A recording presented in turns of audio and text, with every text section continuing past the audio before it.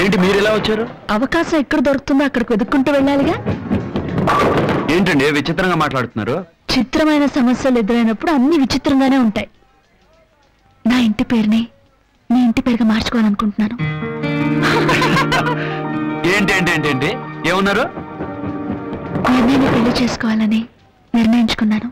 మరి ఆ రోజు గుడి దగ్గర అలా అన్నారు, ఇంత త్వరగా మనసులా మార్చుకున్నారు? మనసే కదండి మారిపోవడం, మనుషుల్లో మార్చేయడం దానికి అలవాటే.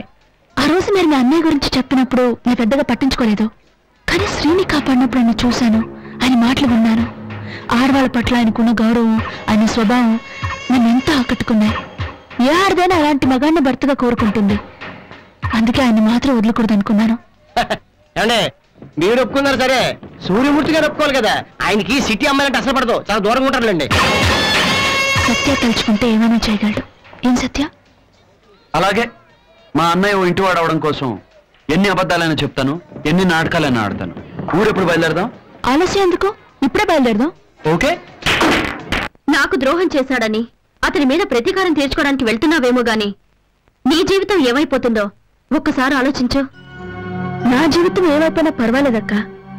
అతని తమ్ముడి సహకారంతోనే వాళ్ళన్నయ్య చేత తాళి కట్టించుకుంటాను. ఆ ఊళ్ళో అతని బలమేంటో అధికారమేంటో తేల్చుకుంటాను.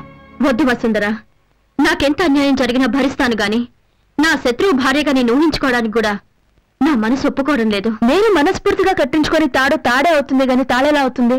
అతను కట్టిన తాళే అతని మొహాన్నే విసిరేసి జీవితంలో ఎక్కడా తలెత్తుకొని తిరగకుండా చేస్తాను. నీకు ఎన్ని అవమానాలు జరిగాయో అవే అవమానాలు అతను జరగాలి. ఆ ఊళ్ళో అతనికి ఉన్న గౌరవం, మర్యాద అన్ని పూర్తిగా పోయేలా చేస్తాను. నీ ఆస్తిని నీకు స్వంతం చేయడమే కాదు, నీ కన్న బిడ్డని నీ దగ్గరికి చేర్చడానికి నేనేమైపోయినా పర్లేదు.